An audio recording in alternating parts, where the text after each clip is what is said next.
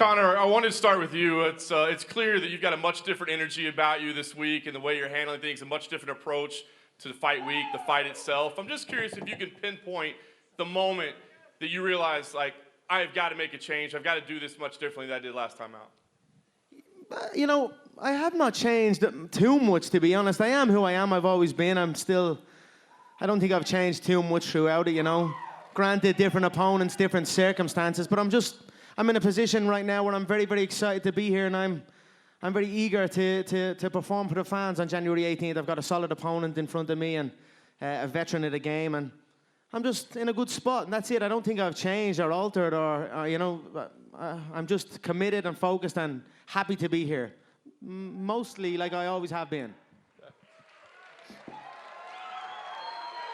Conor, during the time away that you had, I mean, obviously you had the legal concerns and everything that was going against you. I just wonder, was there ever a thought in all that maybe you wouldn't be allowed to come back and fight, or maybe you didn't even want to come back and fight and have to come, you know, deal with the hassle, deal with the headaches, when obviously you've got plenty of money in the bank, I would imagine? You'd imagine correct. I'm very, very grateful and I'm just very honored and happy to be here on US soil, back on United States soil, back here in Las Vegas. I've had so many amazing moments here. My life has changed here in America, you know, so I'm very grateful for this country, and I'm very honored to be here and to perform for the people, you know. I'm an entertainer, a fighter and an entertainer, and to come here and entertain these people is something that gets me up in the morning, so I'm very happy. And Conor, you've laid out big plans for 2020, the 2020 season as you're calling it. I'm just curious, I mean, are you able to say beyond a shadow of a doubt, legal troubles, everything, it's all hashed out, there's no potential roadblocks or hurdles that might pop up and slow down this plan for you? Guys, I have done nothing wrong here. I'm in a good spot. I am ready to fight. I am setting out for big goals. I'm going to kickstart UFC's 2020 year big, and I'm going to continue it, you know. It's going to be a mega year here at the UFC and at McGregor Sports and Entertainment. You know that. But I'm very happy. I have a lot of exciting things in the pipeline, and it's damn good to be back. It's damn good to be back. And just one more for Conor. I know that you've got a lot of respect for Cowboy, and as you said, different circumstances, but I'm sure everybody here would appreciate the Mystic Mac prediction of how exactly you get this thing done.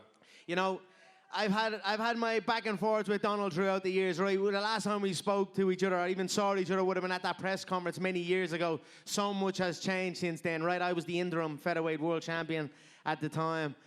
Donald predicted I wouldn't get through Aldo. I got through Aldo. He predicted I was too small for the 155-pound division. I conquered that division. You know, we've had a good back and forth, myself and Donald.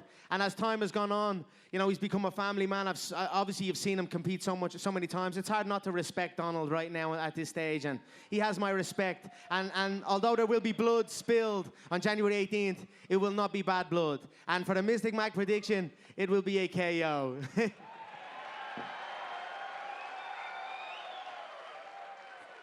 For Cowboy, I wanted to ask you, I mean, the prevailing wisdom in breaking this thing down seems to be that if it ends early, it's because he was able to get to you with the power. If it ends late, you know, you'll be able to take over the fight as it carries on. How do you feel about that analysis? Oh, man, I'm looking forward to 4 or 5 rounds of battling with this dude, man. I don't want anything easy. I want to go in there on a fight, you know. Conor's one of the last dying breeds of the last fighters, man, so it's good to be in there with him and really get in there and fucking give it all we got. So, yeah, man, I'm going 5 rounds with this dude, and I cannot fucking wait till Saturday night. You said yesterday that you didn't quite get the red panty night you were hoping for that was out there. So I'm curious, if you didn't quite get the big paycheck that you thought was coming, what does this fight mean to you? Oh, no, you are mincing my words. You told me Conor said he made $80 million, and I said, well, fucking good for him. That's awesome. He wants to send a little bit of that grease my way. That'd be pretty badass. But this is the fight I wanted. I'm not complaining at all, man. I'm fucking here to have a good time. Like Conor said, we're entertainers, man, so we're here to fucking entertain, blow the roof off this motherfucker. And just one last one for me, Cowboy. I keep hearing you say, I'm going to stand and trade. I'm going to give the fans the fight that they want to see. But I mean, a lot of us believe that your jiu-jitsu is probably superior. Can you tell us where jiu-jitsu or grappling ranks somewhere in the game plan? Like, is it plan B or is it anywhere in there?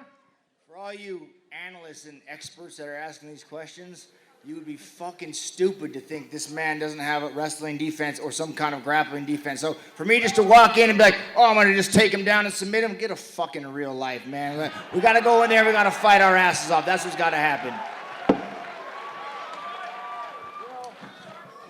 Yes, Connor. I saw some criticism online about the fact that you're running your own fight camp. So I was wondering what prompted that decision and how do you respond to that criticism? Running my own fight camp, I have many. I'm not sure what do you mean by that? It's my fight camp. I'm setting it up. I've got my coaches and my team. I don't understand the question.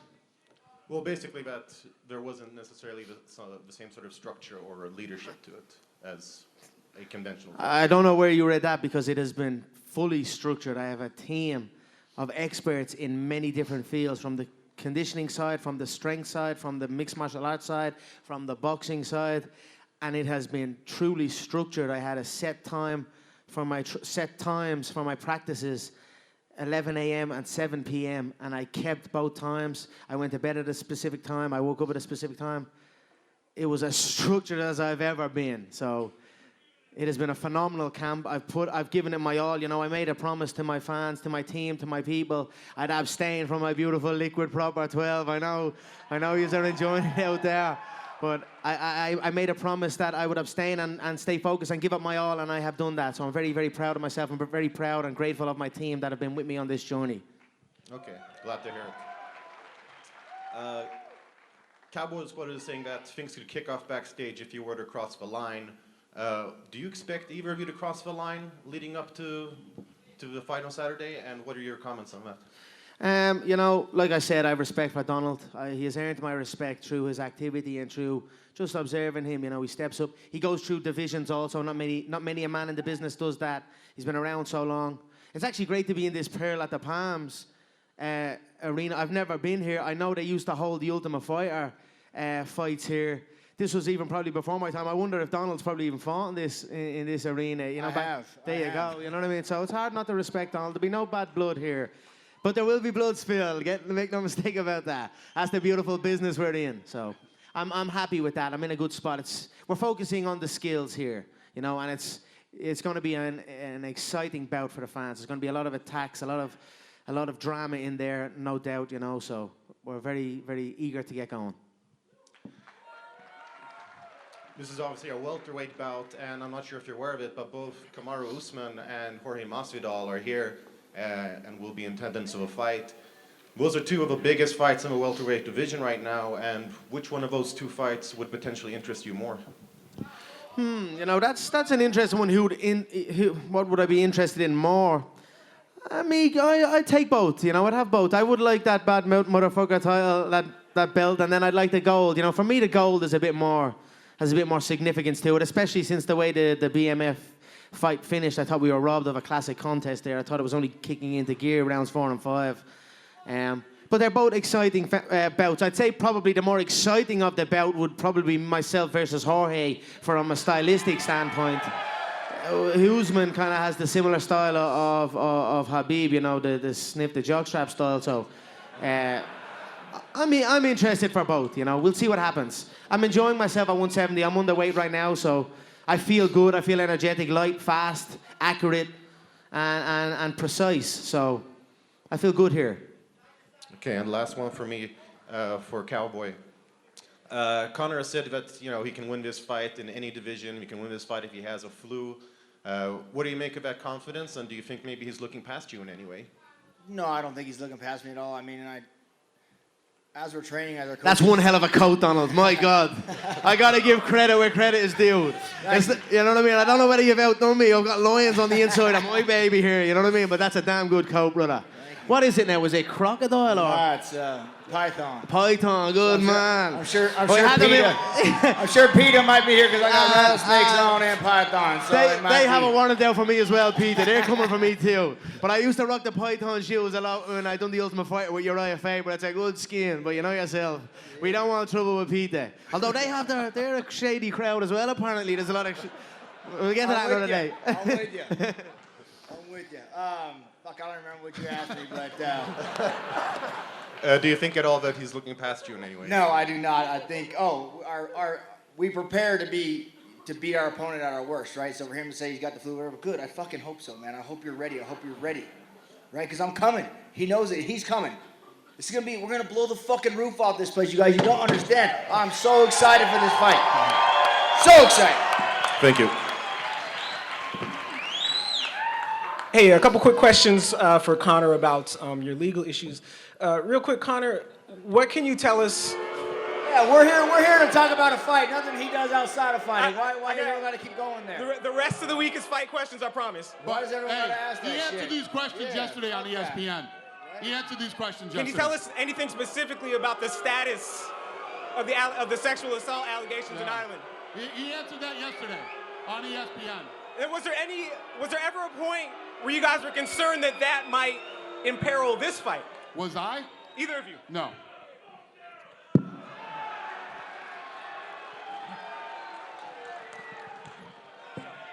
Just a question over here. Conor, you spoke about the Australian market. We see Dana's got that awesome T-shirt on with the Australian map there. Talk to us a little bit about why that market is so significant to you and what they sort of mean to you along with New Zealand. Yeah, what's going on in Australia is heartbreaking at the minute, and New Zealand and New South Wales. I have many friends, many Irish people are over there, and it's very, very sad to see. And I'm very proud to be assisting with the UFC in their efforts in helping. And also, a thing I do for Proper 12, we support first responders in America currently, right? So we've reached a threshold where we're donating $1 million per annum to first responders. So we're currently vetting organizations to donate this revenue, and we have a nice announcement after the fight. But since this stuff has begun in Australia, I have shifted focus now, and we're working now to aid the Australian fighters also, and the first responders out there. So it means a lot, and I know Australia's a strong nation. I know they will fight on and conquer this, and the world is with them. So Godspeed, Australia. Just quickly on Australia, we've obviously got a new champion in Alex Volkanovski. A lot of people are wondering, would you see a sort of pathway to you coming back down and possibly fighting him for that featherweight title? Maybe it's a little too much, although I'd never say never. You know, I made 153 against Floyd. I'm comfortably floating just under 170 now. I could make 155 handy. I could do it. Whether I would or not, probably not. Alex at this time, certainly. I'd be interested to see the rematch between him and Max. Thought it was a good fight. The rise of Australia, right, is phenomenal. I mean, we've got Israel Adesanya. I know he's a New Zealander, and then we've got Robert Whittaker. So it's great to see the Aussies and the New Zealanders rising up in the sport. They're phenomenal fighters, and exciting times. And Cowboy, we saw the footage in the countdown where you're sort of working out, wondering whether or not you're going to get that initial Conor McGregor fight, and we saw the disappointment in your face when you realized it was going to be Nate Diaz. What do you think about the way that this fight has sort of come together all these years later, and do you think ultimately it sort of worked out for the best that you get to fight Conor now? Yeah, I mean, timing is everything. It was like almost like The Boy Who Called Wolf. It was like, no. No. So this last time I was like, fuck, I'm going snowmobiling, man. Call me if they give me the fight. I don't know what the hell's going on, but thanks for 170. That was fucking good. Yeah, appreciate that. So yeah, I'm gonna eat, hang out, play with the boy, and go have some fun on Saturday. And I feel like a question that no one's really asked you yet is, if you did win on the weekend, what would your plans be going into the future? Are you focused on maybe staying at 170? There's some big fights there, or would you like to try and get a fight at 155? Maybe try and go for another title shot in the future? Oh man, Dana already knows Sunday I'm calling his ass and we're figuring something out. So that's just what I do. But nah, I'm gonna go play. I'm gonna take my boy up sledding after this fight, and we're gonna go on a vacation. So that's what I'm gonna do next.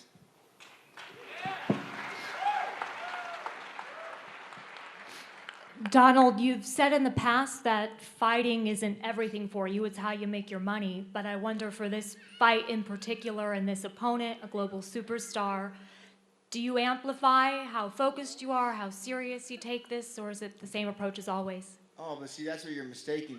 Fighting is just what I do. It's, I love it to death. It's my passion. So by saying it's not my everything, I just like to live fucking life. So if fun comes into my training, I'm gonna go have the fun for sure. But every day we train, every day we focus. It's just like this man, he hasn't been a year and a half since he's fought. I'm sure he trains almost every single fucking day. So it's just what we do. It's in our nature. We're the last dying breed of some last fighters, man. So it's cool to be here and share the octagon with this man. So no different approach then for Hell this camp? no. Still having fun, kicking ass, and doing what I love. And then for Conor, your interview with ESPN kind of different than what you said earlier in this press conference, that you haven't changed as a person, but how much, you don't think you're a different person from the last time you stepped outside of the octagon here in Vegas, 2018? You know, I'm certainly more grown and more experienced, and I've been through certain things that have helped shape me as a man. You know, like us all on this journey of life. But if you were to ask my family and my people that know me, I am no different. So, you know, I'm certainly more focused this camp and a bit more aware. And I followed what I said I should do with this camp, and it's helped me leaps and bounds. So. But my internal, I'm still the same young kid that I always am. Still a passionate young man, and still reaching for the stars and aspiring to do things that have never been done before. Jim Griesauber, cage side seat. Conor, seeing you here and seeing your name atop the marquee for the top 5 pay-per-views of all time. You're a walking money machine. Everywhere you go, we're all making more money because you're here. Dana's smiling ear to ear, right? I appreciate that. All this time, you've been making all this money for people, but you've talked about getting back to fighting. And I can't help but see the joy on your face. You didn't look this happy last time we saw you. The joy of getting back to being Conor McGregor, the person, is all over you. Can you just expound on that a little bit? Yeah, thank you. I appreciate that. And, you know, sometimes you got to go to certain places in our life to realize what we need to do. And I certainly have turned over a new leaf, you know. Although I feel I'm still the same young man, but I definitely feel re-energized and refreshed. And thank you for noticing. I appreciate it. And I appreciate your acknowledgement of the revenue I bring. You're damn right. It all trickles down. I'm sure we all appreciate that. And Cowboy, for you, if I'm not mistaken... And then I'm at the bottom scooping it all up. 50 fights, right? So, I mean, if it's going to be 51. 51. It better be a big one on 51, right? I mean, just describe your feeling. The jacket, the boots, everything up there, the smile from ear to ear. You're a guy who'll go fight anybody, anywhere, anytime, known as a down-home guy. So the lights, the glamour, everything associated with this fight, it's just got to be a lot of fun for you, right? Oh, man, it's cool to finally get what I deserve, man. It's cool. So thank you, Conor. And you're right. You do bring the biggest paydays. You do bring the biggest eyes. So... fuck, why not have Cowboy along with Donald. you? Welcome. You've earned it. You've earned that multi-million-dollar payday, and I'm delighted for you, bro. Yeah, seriously, truly.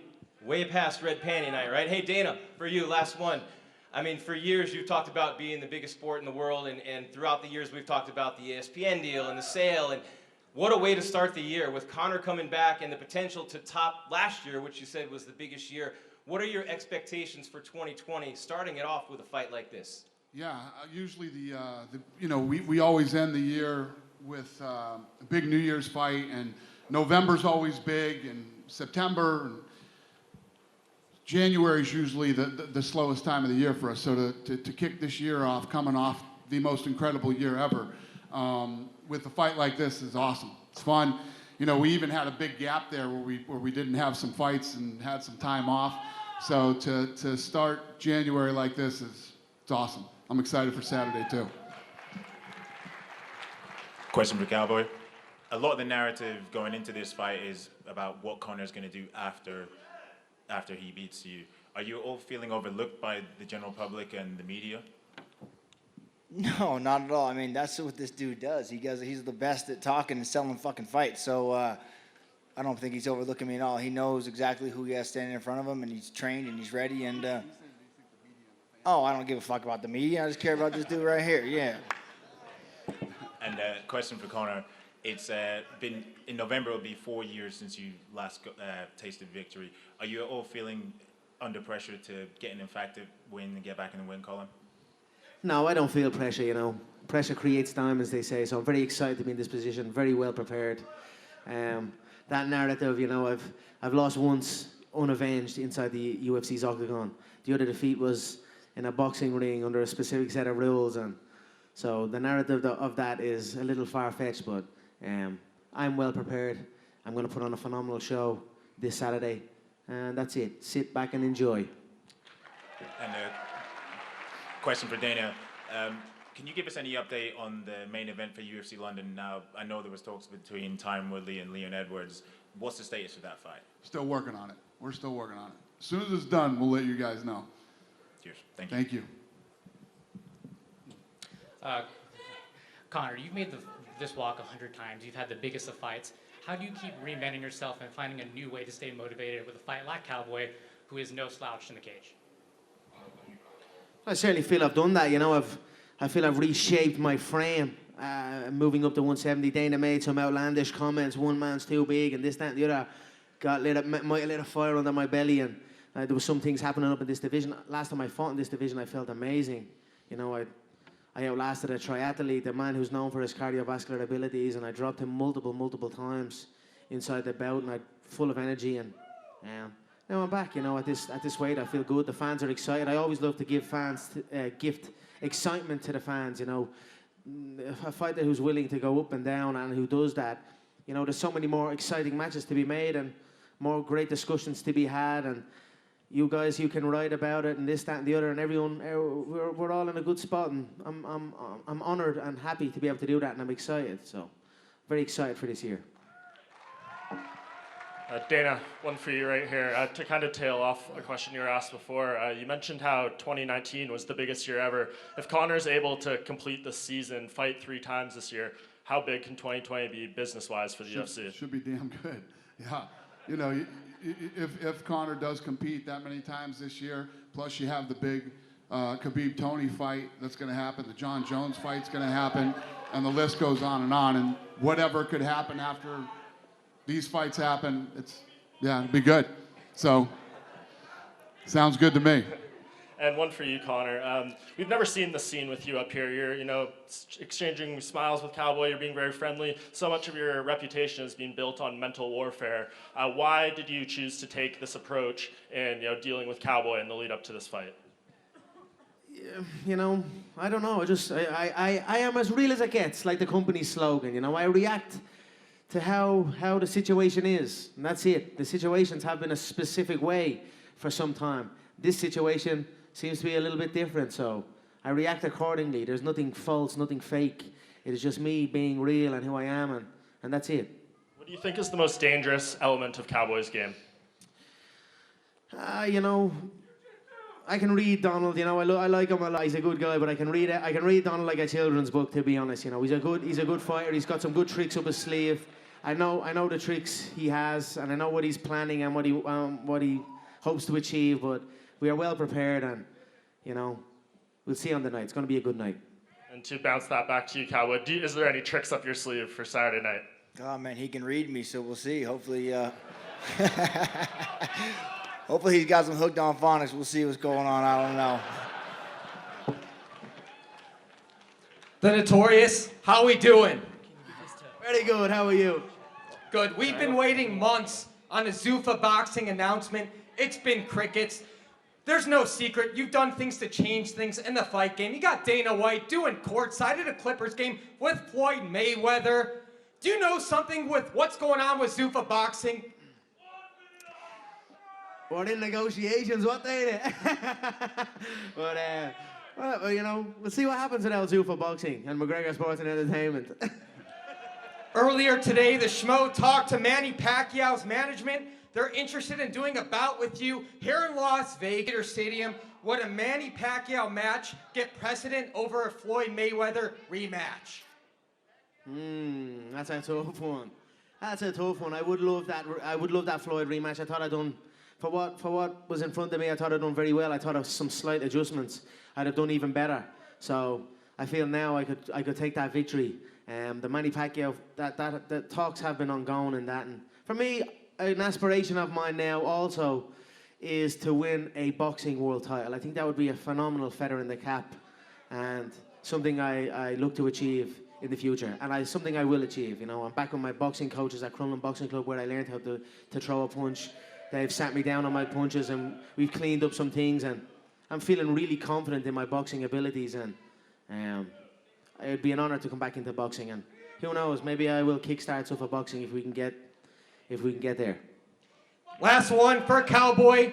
You live at the BMF Ranch. We had the BMF title. Dana said it's a one-off. If you get the W against Conor, what are you going to do to vouch so you can fight for the BMF title to match your home? Yeah, I'm going to tell him, come on with it. You know, that's a no-brainer. But I'm looking for Saturday night, man. I'm not looking anywhere past that. Get out there and do what I got to do. When I get the victory, then we'll sit down and we'll talk, man. But until then, I'm focused on Saturday.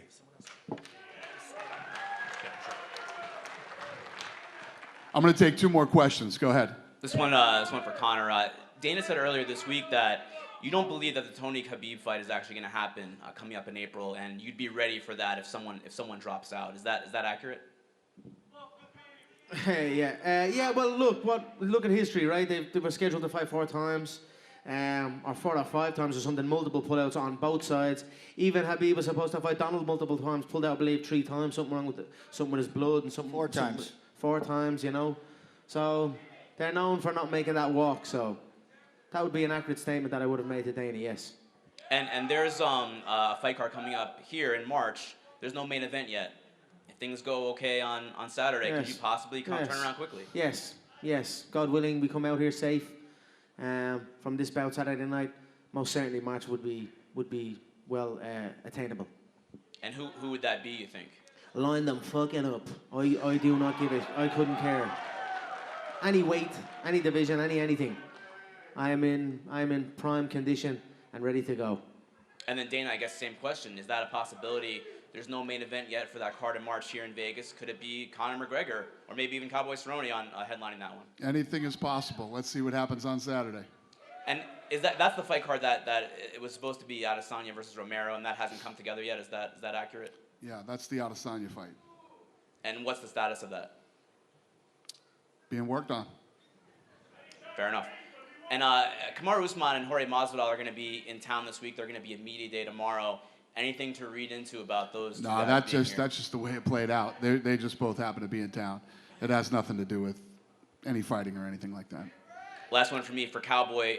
Back in 2015, you had that press conference with Conor there, and you were kind of chiding him for going to 155. Now he's been at that weight. You guys are fighting at 170, ironically. Do you have different feelings about him now than you did back then? Oh, man, he did everything he said he was going to do, didn't he? So, any feelings? Yeah, he's fucking great, man, and I'm honored to share the thing with him. So, we'll see. We'll see if at 170 I'm still a fucking stick in the mud, huh? Yes. Good man. Go ahead, yep.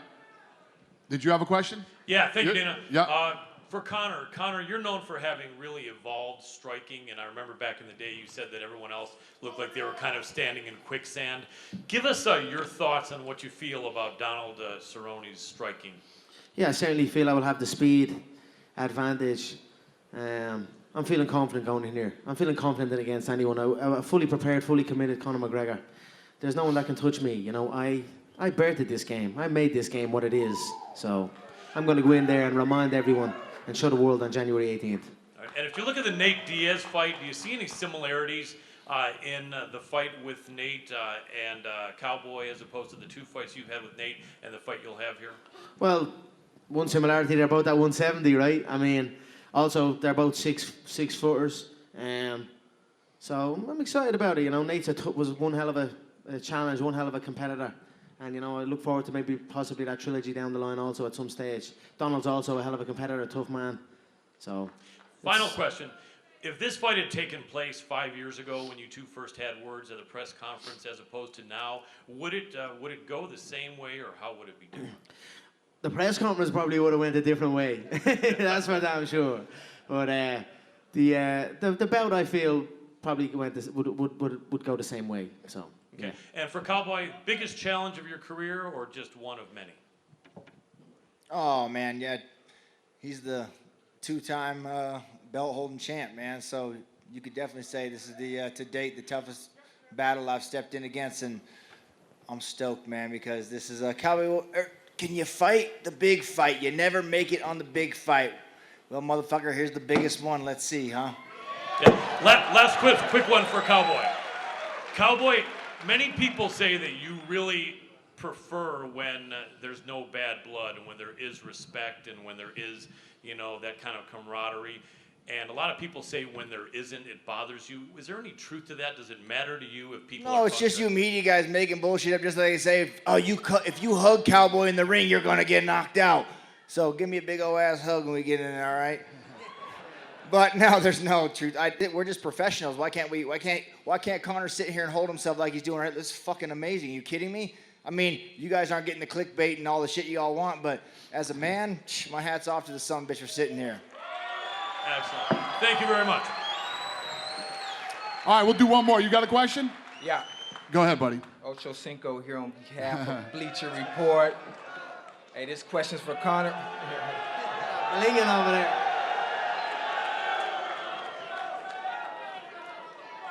Hey, this question's for. All right. Hey, this question's for Conor. This is my first UFC presser.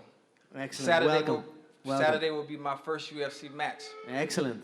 I'm not a gambling man, but if there was an event where I would bet the house, it would be this Saturday. I want to know before I bet this money, how confident are you in Saturday's fight?